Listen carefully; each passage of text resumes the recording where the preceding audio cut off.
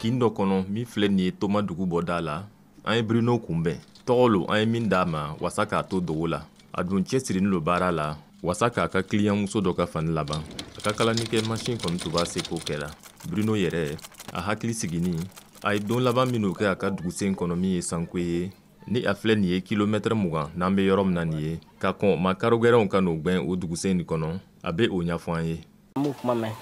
k'o bɛ yen donc don dɔ la o nana ko an bɛ bɔ o nana o lon kasa ne y'olu kɔnɔ donc ne y'a mɛn mɔgɔw fɛ ko yanni sini ka kan ka minɛ cɛ ne fana y'a fɔ n ka mɔgɔw ɲɛna n ko kuma nin ye nin ye sisan o mɔgɔw k'an bɛ bɔ an fana ka wotoro ɲini sen 3 ɲini an kan ka minɛ o cɛ ka k'a la ka an ka mɔgɔw famille bɛ yen. Jati la Bruno bolila ni a ka dukɔnɔmɔgɔ ma 15 ɲɔgɔn lo ye kabini n'a sigini lo yan yɔrɔ la Toma min filɛ nin ye kilomètre 200 ɲɔgɔnna ni Wagadugu ye a ka fɔ la kɔni gɛlɛyaw tɛ ka kɔtigɛ. Bon depuis nana fana bon n bɛ client dɔɔni sɔrɔ mais a ma se ni min fɛ ma se o la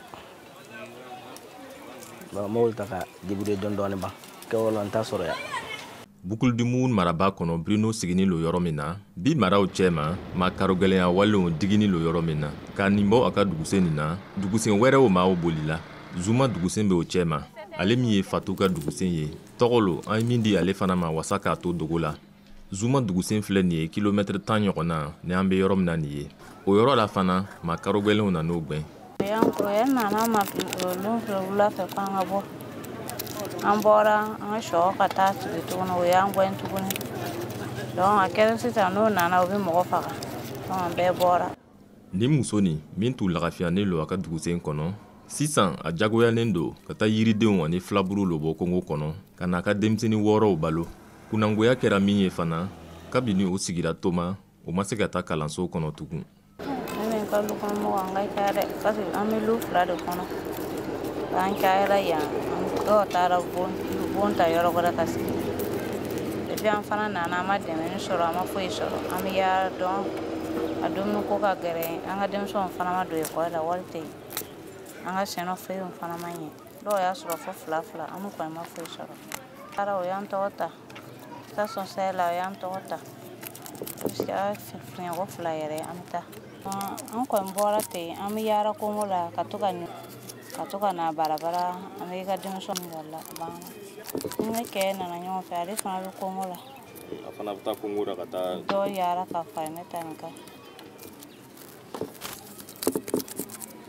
Nin ye nin bolibagatɔ muso nin kumakan ye min yɛrɛ t'a lɔn a b'a kun don yɔrɔ min na tuguni an bɔ ni muso nin fɛ an y'an kun sin dugu fan wɛrɛ la ka taa bolibagatɔ wɛrɛ kunbɛn an ye Musa tɔgɔ le d'a ma wasa k'a to dogo la a bolila ka bɔ Gasan kabini nin san janvier kalo la. Voilà, bon, on est venu avec la famille.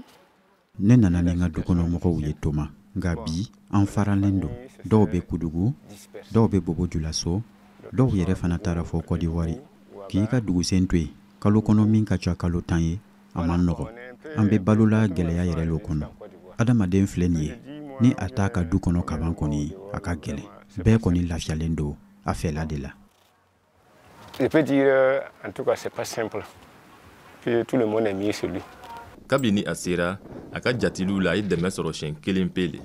kabini waati jan baarakɛta t'a bolo kama sɔrɔ a kan ka si yɔrɔ sara i n'a fɔ bolibagatɔ tɔw bɛɛ a kalo jan filɛ nin ye sisan ko Toma dugu lamunu lafiyanin tɛ tugun dugusen caman le denw bolila a laban yɛrɛ ye Biba dugu le ye min filɛ nin ye kilomètre 8 ni Toma ye soldasiw ka nin mara ni lakandali baara dɔw kɛli tɛmɛni kɔ o ye min yira foroba jabaraniso ra mara ni den dɔw minnu tu bolila segila u ka sigida kɔrɔ la nka o bɛɛ n'a ta mara ni lakandani tɛ an yɛrɛ tun bɛ fɛ k'an sen fa ka taa Biba nka soldasiw ma an yamaruya o la min kɛ an ma se ka taa yen an bɛ se ka min fɔ o ye ko Biba dugu lakandani lo police nationale ka bolo kɛrɛnkɛrɛnni dɔ lo fɛ min ye unité d'élite ye olu lo bɛ yen ka makaro gɛlɛn ninnu ɲakɔrɔma tigɛ minnu belen bɛ Biba dugu lamunu na Gildas Da segini ka bɔ Toma VOA Bambara tɔgɔ la.